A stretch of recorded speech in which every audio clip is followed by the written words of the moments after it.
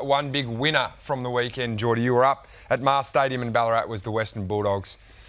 Wow, don't they look the full, complete package? Yeah, you're exactly right. They look complete at the moment. Bucks and I were in Canberra last weekend and we saw them against the Giants and they completely dismantled the Giants. I just think right now, and I know Brisbane, but right now I think they're the hottest team in the competition. And in terms of stability, both offensively and defensive, they look really sound. To the point where, Luke Beveridge has been making decisions for the best interest of the club and not necessarily anything else around that. I just think they've got everything at his disposal that he needs right now. Yeah, one of the things they're doing extremely well is the transition game. So whether it's moving the ball from their D50 to forward 50 or defending the same from the opposition. So these numbers 4 are basically unimpeded chains from end to end.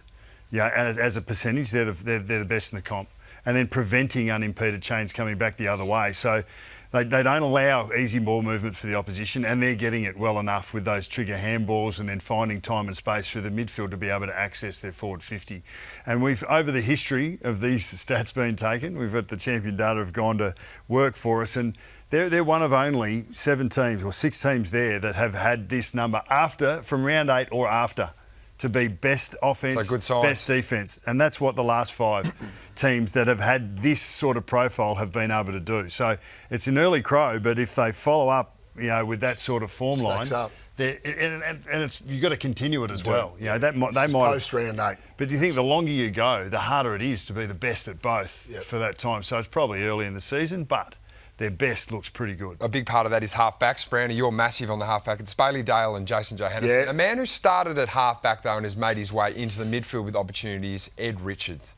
He is putting together a fantastic season. He's adding to the depth of the Bulldogs. I think they're rivalling Brisbane as the best midfield in the competition just for their numbers. And we know Bailey Smith left, but Fraser, we've lauded throughout the years. Young Saunders is starting to work his way in, but this guy's just gone to another level. We started to see it last year, Jack.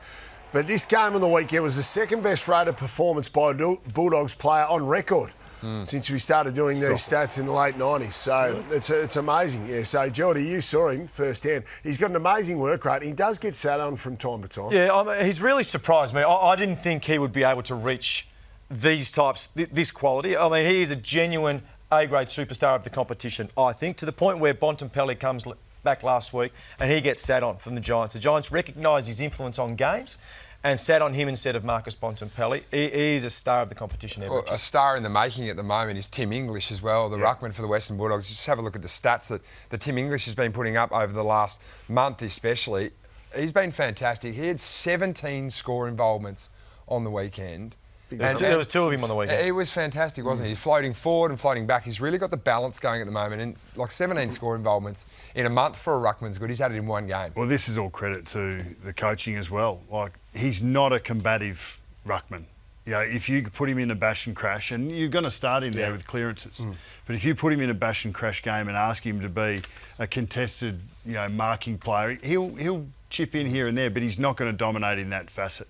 Where he's great is being able to move around the ground. His agility for a big man. He knows space. He can use the ball, and he gets himself in some really damaging positions defensively to make it difficult for the opposition. So he's done pretty well. Can't wait for that game in round 11. They come up against the Cats. Bit of a tit for tat during the week after the weekend with Bailey Smith and You caught it, Brownie, did you? They did well. I just caught it.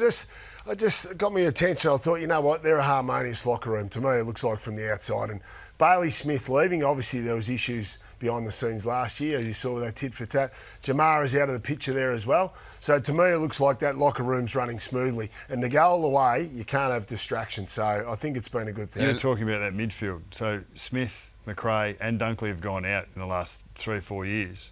They've got some depth. They've been able to find some. Let's go to the other side of the equation from Mars Stadium, and that was Port Adelaide, and Bucks worrying signs again for a Port side that were comprehensively beaten by 90 points. Yeah, look, it's their 3rd loss by over 80 points in their last 11 games. So you look at the back end of last year, early this year. Why is that happening?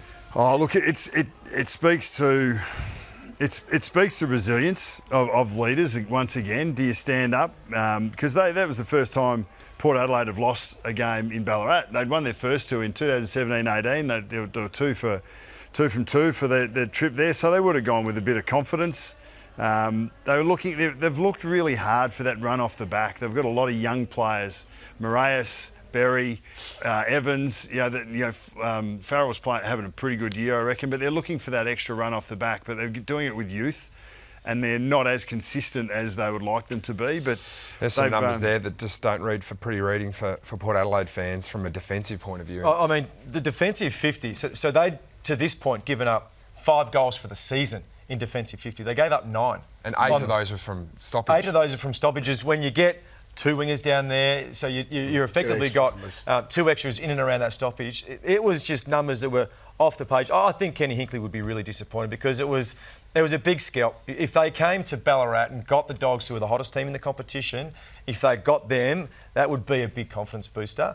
They failed on this occasion. Here's some more numbers as well from a defensive concern. Well, they weren't even close. They weren't even close. And I think sometimes when you meet a team that's hot, and you know they're good, but then you come up against them, and then you got no time and space, and you can't slow them down, and it just compounds. And that's what it looked like on the weekend. It got worse and worse and worse. The Dogs got better and better, and the Power just didn't have a way to fight back. I think the players lost hope, and then that's where you get the scoreboard the way it looks.